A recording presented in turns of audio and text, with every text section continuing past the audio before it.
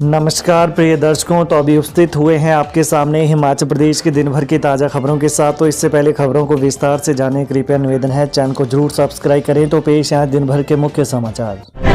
फिर लटका हाटी समुदाय को एसटी दर्जा देने का मुद्दा, हिमाचल हाईकोर्ट ने 18 मार्च तक लगाई रोक।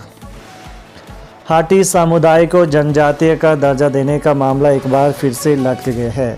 हिमाचल प्रदेश उच्च न्यायालय ने सरकार की अधिसूचना के लागू होने पर 18 मार्च तक के लिए रोक लगा दी है। वहीं एससी समुदाय की तरफ से हाटी को जनजातीय दर्जा देने को लेकर उच्च न्यायालय में अपील की गई, जिस पर आज न्यायालय ने अंतरिम आदेश जारी किए। हालांकि केंद्र सरकार से कानून बनने के बाद हिमाचल सरकार ने भी इसको हरी झंडी दिखा दी थी, क्योंकि मामला न्यायालय के विचाराधीन था। ऐसे में अब हाटी समुदाय के लोगों को प्रमाण पत्र लेने के लिए न्यायालय के निर्णय का इंतजार करना पड़ेगा। उपराष्ट्रपति जगदीप धनखड़ के दौरे को लेकर 11 सेक्टरों में बांटा हमीरपुर शहर। उपराष्ट्रपति जगदीप धनखड़ के दौरे को लेकर हमीरपुर जिला प्रशासन ने पूरी तैयारी कर ली है। पुलिस ने भी वीआईपी मूवमेंट के लिए तैयारी कर ली है। इसके लिए हमीरपुर को 11 सेक्टरों में विभाजित किया गया है। 1000 पुलिसकर्मी सुरक्षा व्यवस्था में तैनात रहेंगे। वहीं 36 पुलिस अधिकारी इन सेक्टरों में तैनात रहेंगे। इसके लिए अन्य जिलों से भी पुलिस कर्मचारियों की ड्यूटी यहां पर लगाई गई है। वहीं शिमला, उन्ना, भोरंज आदि से आने वाले लोगों को उतरने का स्थल 2 सड़का चौक रखा गया है। केंद्रीय मंत्री से मिले सुक्खू। मेडिकल कॉलेज हमीरपुर में राज्य कैंसर संस्थान स्थापित करने की रखी मांग। मुख्यमंत्री सुखविंदर सिंह सुक्खू ने आज नई दिल्ली में केंद्रीय स्वास्थ्य एवं परिवार कल्याण मंत्री डॉक्टर मनसुख मंडाविया से शिष्टाचार भेंट की। मुख्यमंत्री ने केंद्रीय मंत्री से कैंसर, मधुमेह, सीबीडी और स्ट्रोक रोकथाम एवं नियंत्रण के राष्ट्रीय कार्यक्रम के तहत डॉक्टर राधाकृष्णन राजकीय चिकित्सा महाविद्यालय हमीरपुर में प्राथमिकता के आधार पर राज्य कैंसर संस्थान स्थापित करने का आग्रह किया। उन्होंने कहा कि राज्य में कैंसर मामलों की बढ़ोतरी दर के दृष्टिगत यह संस्थान स्थापित करना आवश्यक है। मुख्यमंत्री ने प्रधानमंत्री स्वास्थ्य सुरक्षा योजना के तहत डॉक्टर राधाकृष्णन राजकीय चिकित्सा महाविद्यालय हमीरपुर में सुपर स्पेशलिटी ब्लॉक निर्मित करने का भी आग्रह किया। उन्होंने केंद्रीय मंत्री को अवगत करवाया कि राज्य में लोगों को सामुदायिक और प्राथमिक स्वास्थ्य केंद्रों के माध्यम से स्वास्थ्य सेवाएं उपलब्ध करवाई जा रही हैं और प्रदेश सरकार ग्रामीण स्तर पर स्वास्थ्य बुनियादी अधोसंरचना को सुदृढ़ कर रही है। उन्होंने कहा कि प्रदेश सरकार सुपर स्पेशलिटी बुनियादी अधोसंरचना के सुदृढ़ीकरण की दिशा में भी कार्य कर रही है। एसजेवीएन के प्रोजेक्ट टेक ओवर पर रोक, हाईकोर्ट ने कोई कड़ी कार्रवाई न करने के दिए आदेश। हिमाचल हाईकोर्ट ने एसजेवीएन के 3 पावर प्रोजेक्ट टेक ओवर करने से जुड़े मामले में सतलुज जल विद्युत निगम के खिलाफ कोई सख्त कदम न उठाने के आदेश दिए हैं। केंद्र सरकार के उपक्रम और प्रदेश सरकार के बीच रॉयल्टी को लेकर खींचतान चल रही है। सतलुज जल विद्युत निगम की ओर से कोर्ट को बताया गया है कि हाईकोर्ट में मामले के लंबित रहते केंद्र सरकार के 3 उपक्रमों को टेक ओवर करने की तैयारी प्रदेश सरकार द्वारा की जा रही है। वहीं इस पर प्रदेश सरकार ने कोर्ट को बताया कि वह केंद्र सरकार के संबंधित प्रतिनिधियों से एक बार फिर रॉयल्टी को लेकर शीघ्र ही बातचीत करने जा रहे हैं और मामले को आपसी सहमति से सुलझाने का प्रयास किया जाएगा।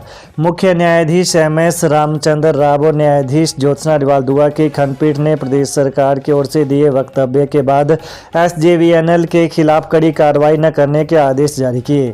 मामले पर सुनवाई 13 मार्च को निर्धारित की गई है। कोर्ट ने पहले भी इस मामले को आपसी सहमति से सुलझाने को कहा था।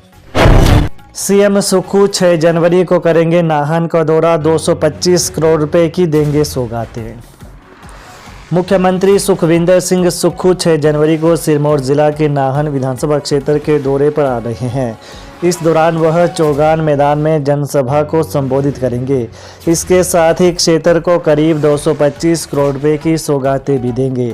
यह जानकारी आज उद्योग मंत्री हर्षवर्धन चौहान ने सर्किट हाउस में पत्रकार वार्ता में दी। उन्होंने बताया कि मुख्यमंत्री जिले के आपदा प्रभावित परिवारों को राहत राशि के चेक भी प्रदान करेंगे। इस मौके पर विधायक अजय सोलंकी, प्रदेश कांग्रेस प्रवक्ता रूपेंद्र ठाकुर व जिला अध्यक्ष कांग्रेस आनंद परमार भी उपस्थित रहे। एचएएस अधिकारी अमित गुलेरिया को लगाया अतिरिक्त निदेशक आयुष। हिमाचल प्रदेश सरकार ने एचएएस अधिकारी डॉक्टर अमित गुलेरिया को अतिरिक्त निदेशक आयुष नियुक्त किया है। अतिरिक्त निदेशक स्वास्थ्य ताशी संडूप से आयुष विभाग का कार्यभार वापस लिया गया है। वहीं ताशी संडूप के पास पहले अतिरिक्त निदेशक स्वास्थ्य का अतिरिक्त कार्यभार था। चंबा के सलूणी के प्रियुंगल में आग की भेंट चढ़े 2 मकान, 20 मवेशी जिंदा जले। चंबा जिले के सलूणी प्रमंडल के अंतिम छोर पर स्थित भांदल पंचायत के गांव प्रियुंगल में 2 लकड़ी नुमा मकान व गौशाला जलकर राख हो गए। इसके अलावा भेड़ बकरियों सहित 20 मवेशी जिंदा जल गए हैं। इससे प्रभावित परिवारों को लाखों रुपए का नुकसान हुआ है। वहीं आज सुनीच कुमार पुत्र चतर सिंह व पृथ्वीराज पुत्र ज्ञानचंद के लकड़ी नुमा मकानों में अचानक आग लग गई। इन मकानों में मवेशी भी बंधे थे। देखते ही देखते आग ने रौद्र रूप धारण कर लिया और 2 मकानों को राख के ढेर में तब्दील कर दिया। घटना में सुनीच कुमार के 2 बैल, 2 गाय, 12 बकरियां और 1 भेड़ व पृथ्वीराज के 2 बैल और 1 गाय की जलने से मौत हुई है। मकान में खाद्य सामग्री सहित अन्य सामान भी जल गया है। इससे प्रभावितों को अपने परिवार के पालन पोषण की चिंता सताने लगी है। विपक्ष नेता जयराम ठाकुर बोले, वेतन के लिए कर्मचारी सड़कों पर दे रहे धरना, इस तरह का व्यवस्था परिवर्तन स्वीकार नहीं। नेता प्रतिपक्ष जयराम ठाकुर ने कहा कि व्यवस्था परिवर्तन करने का दावा करने वाली सरकार कर्मचारियों को वेतन भी नहीं दे पा रही है। आलम यह है कि कर्मचारी सड़कों पर उतरने को मजबूर हैं। जहां कांग्रेस सरकार को कर्मचारियों से किए गए और वादे पूरे करने की बात थी, वहीं अब सरकार उन्हें वेतन के लिए भी परेशान कर रही है, जिसके कारण आज कई विभाग के लोग धरने देने पर मजबूर है। यदि इसी तरह से चलता रहा तो आम लोगों को तमाम समस्याओं का सामना करना पड़ेगा।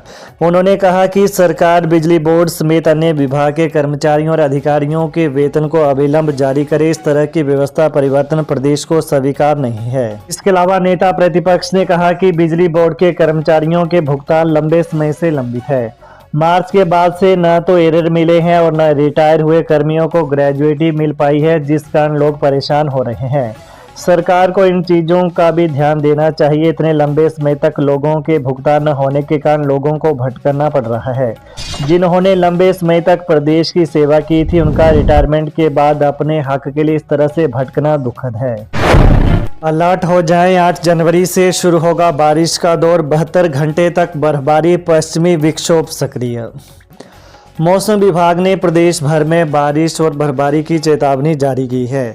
8 जनवरी से बारिश का दौर शुरू होगा और आगामी 72 घंटे तक प्रदेश के अलग अलग हिस्सों में बर्फबारी होगी। मौसम विभाग ने प्रशासनिक अधिकारियों को आने वाले इस बदलाव के लिए तैयार रहने की बात कही है। मौसम विभाग के अनुसार जम्मू और इससे सटे उत्तरी पाकिस्तान पर एक चक्रवाती पश्चिमी विक्षोभ हरियाणा की तरफ बढ़ रहा है। यह समुद्र तल से 3.1 किलोमीटर ऊपर है। मंत्री विक्रमादित्य सिंह बोले, मल्टीटास्क वर्कर्स के लिए बनेगी पॉलिसी। प्रदेश सरकार ने विधायक प्राथमिकता में नई सड़कों के साथ साथ क्रॉस ड्रेनेज को भी शामिल किया है। इसके लिए योजना विभाग ने विधायक प्राथमिकता योजना में बदलाव किया है। इससे सड़क बनने के साथ साथ क्रॉस ड्रेनेज बनने से भारी बारिश से होने वाले नुकसान से बचा जा सकेगा। यह बात लोक निर्माण मंत्री विक्रमादित्य सिंह ने आज शिमला में पत्रकार वार्ता में कही। उन्होंने मल्टीटास्क वर्कर्स के लिए पॉलिसी बनाने की भी घोषणा की तथा कहा कि इससे उनका भविष्य सुरक्षित होगा। उन्होंने कहा कि मल्टीटास्क वर्कर्स को केवल 4500 रुपये मानदेय मिलता है। इस हिसाब से उन्हें 150 रुपये प्रतिदिन मिलता है, जो न्यूनतम मजदूरी से कम है। साथ ही उन्हें समय पर मानदेय देने के भी आदेश दिए गए हैं। तो ये हैं दिन भर की प्रमुख खबरें। तो ताज़ा खबरों को जानने के लिए कृपया चैनल को अभी सब्सक्राइब कर लें। धन्यवाद। जय हिंद, जय हिमाचल।